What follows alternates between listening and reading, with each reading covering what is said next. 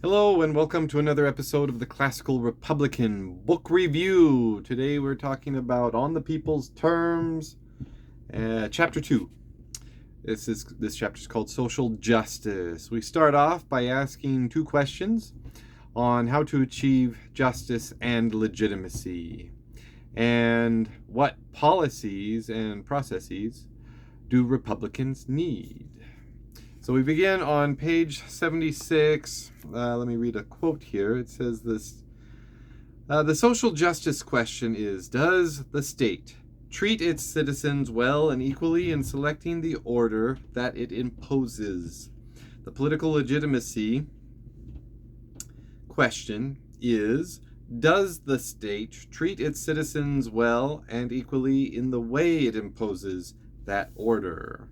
Okay, so then we go on to page 77, and it says, and the position for which I will be arguing in the next is that the Republican theory is the Republican theory of political legitimacy. Again, I shall often say simply legitimacy, requires that people should enjoy freedom as non-domination in their relationships to their state or government. Republican justice is primarily opposed on this approach to private domination, Republican legitimacy to public domination. In introducing the approach in the present chapter, I will assume, as mentioned, that the state is necessary and has a corporate character. I will try to vindicate those assumptions in the next. This chapter falls into, and then I'm going to, it gives a little summary of the chapter, and it says in section 1, introduces the Republican ideal of justice as the enjoyment of equal freedom as non-domination amongst citizens, arguing that this can only mean equality in the enjoyment of certain fundamental choices, the basic liberties as the basis of a guarantee of public resources and protections. And going on to section 2, two plausible constraints are used to identify the basic liberties that ought to be publicly entrenched in that sense. In section 3, I give an illustrative sketch of the policies that the Republican theory of justice would require. This is to gesture at an institutional model of Republican justice on a par with the institutional model of Republican legitimacy. In effect, Republican democracy that I seek to provide in the final two chapters. In section 4, I offer some comments on the distinctive features of the emerging theory. So he goes on to talk about economic justice, and like Mazzini, he walks up to Marxism, gives it a look, and rejects it, saying, now we don't necessarily need to go there. He does argue that the government does need to ensure that there is no economic domination, privately or publicly. So this is not simply the liberal welfare state. So later on in section 1, page 91, he says, what matters is not that individuals are allotted the same good in a certain dimension, independently of how this affects their relations with one another. What matters is that they have the same good in a dimension that impacts on how they can interact with one another and on what standing they can command in one another's eyes. So and then he goes on. So he talks about the eyeball test. If you're able to look people in the eye, and I have trouble with this analogy. I think it's good in a lot of Western cultures, but there are other cultures where republicanism can be applied. But the idea of being able to look somebody else in the eye might not be completely appropriate, as it doesn't have the same meaning, or it's just, or maybe even it's a sign of disrespect to look someone in the eye.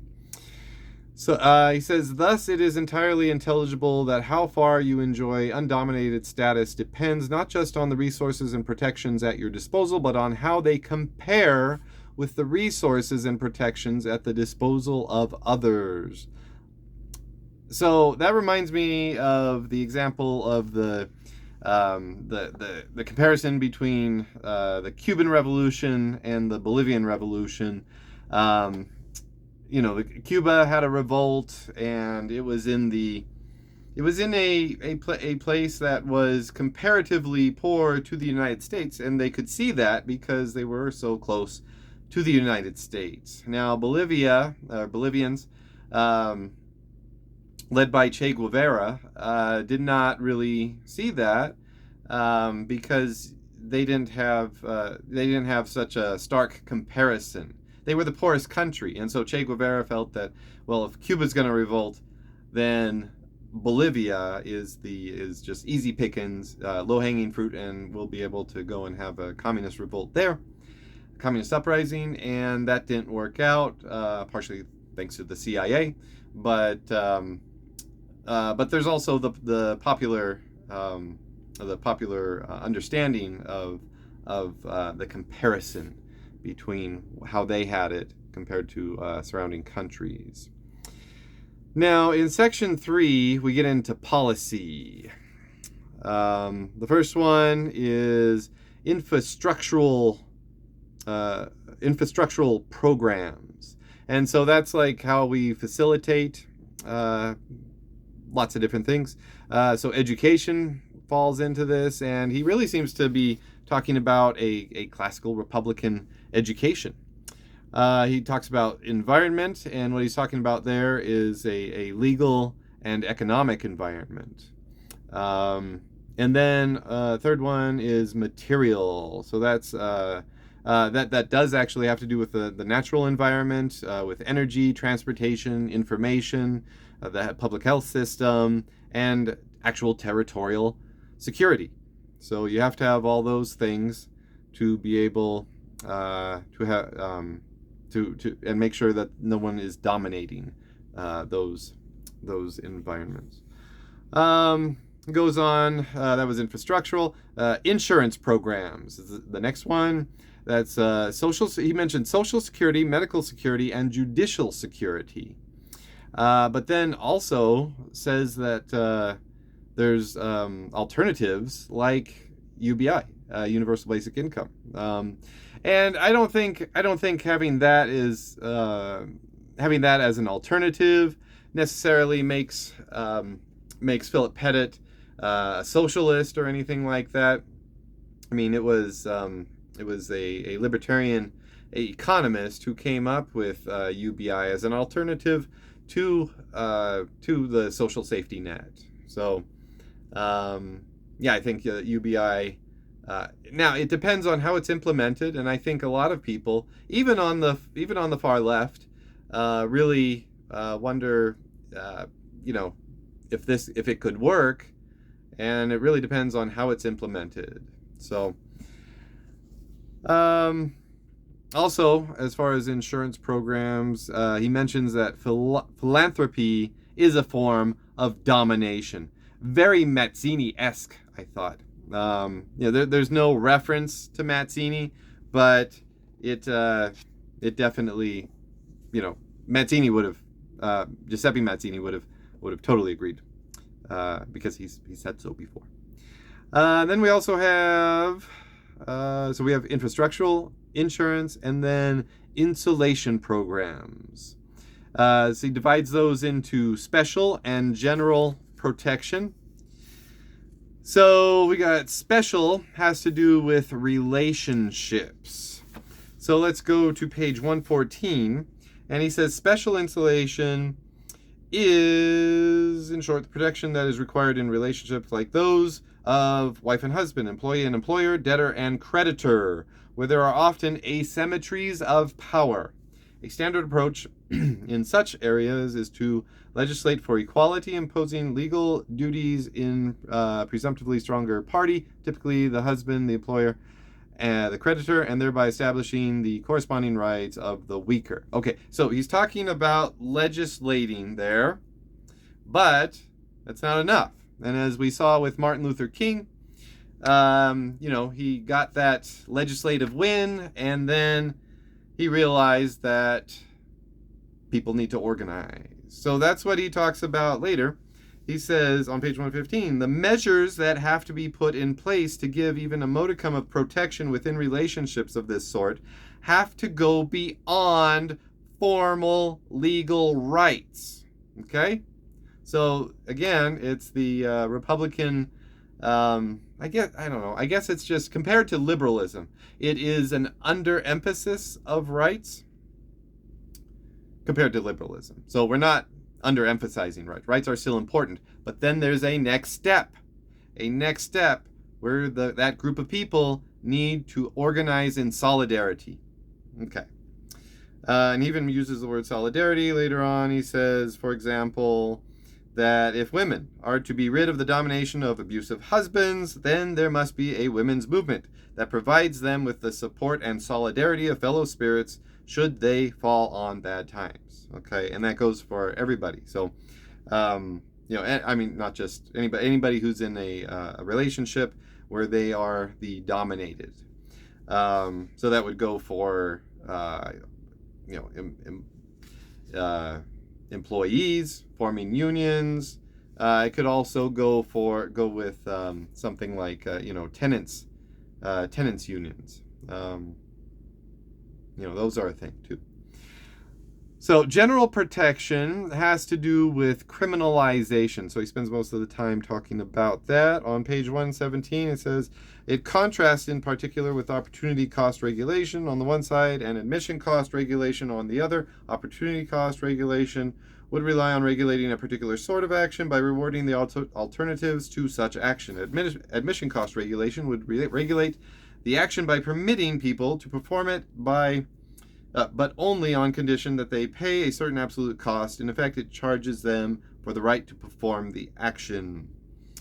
On page 120, it says, but while the Republican approach guards in this way against punishment of the innocent or the punishment of the less than fully culpable, talking about criminalization here, how does it say that those convicted as guilty should be punished? Here, a second obvious principle applies, that the penalty imposed should seek to rectify the crime, vindicating the status of victims and potential victims, and yet at the same time that it should keep open the prospect of reintegrating the offender into the community of citizens.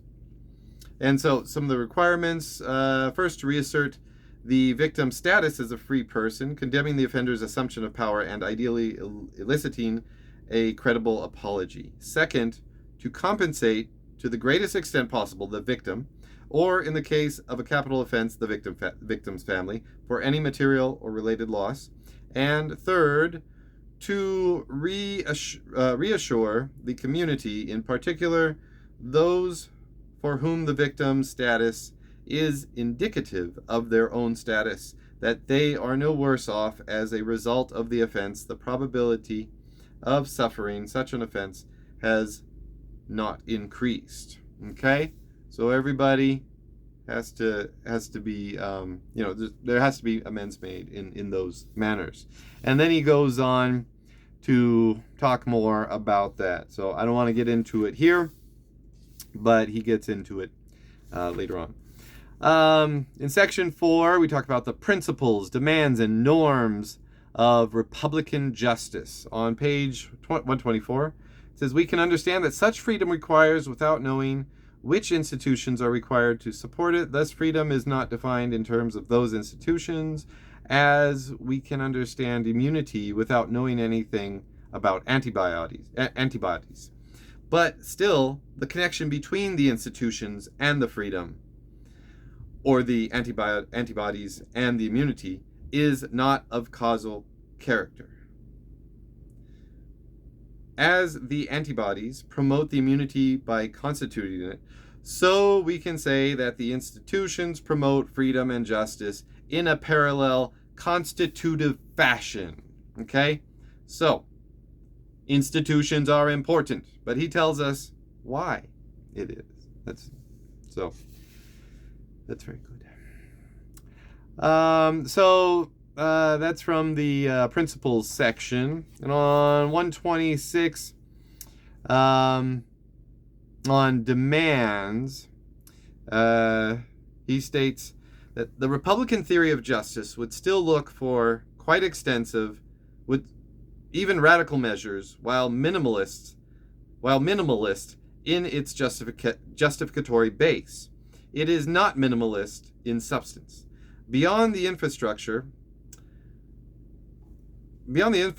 requirements on which all sensible theories ought to converge, as we have seen, it would seek a high level of social insurance, a firm basis for the insulation of people in vulnerable relationships, and a suitable basis for the general insulation provided by the criminal justice system. It would provide for the basic functioning capabilities of all citizens, and would enable people to look others in the eye without reason for fear or deference, or at least without any reason related to the danger of interference. Okay.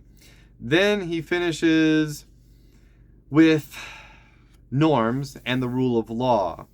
He shares a quote from Adam Smith, which goes, "Nature, when she formed man for society, endowed him with an original desire to please and an original aversion to offend his brethren.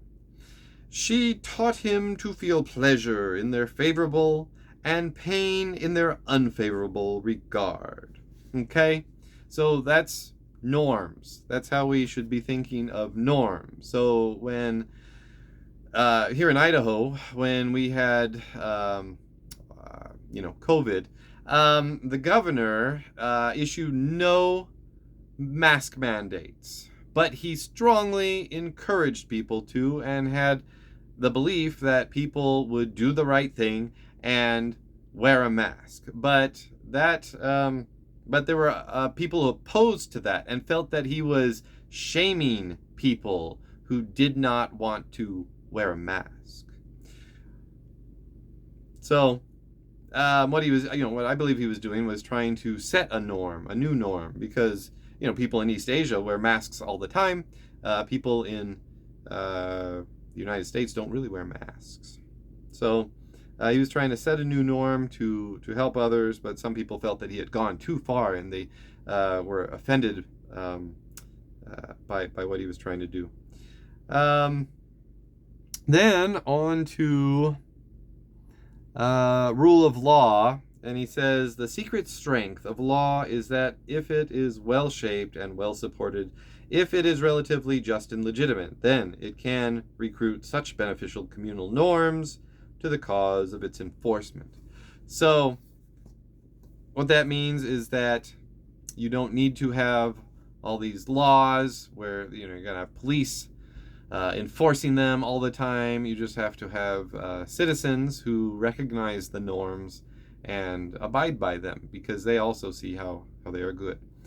So I loved how this chapter had theory and practice, and so will you. Long live the Republic.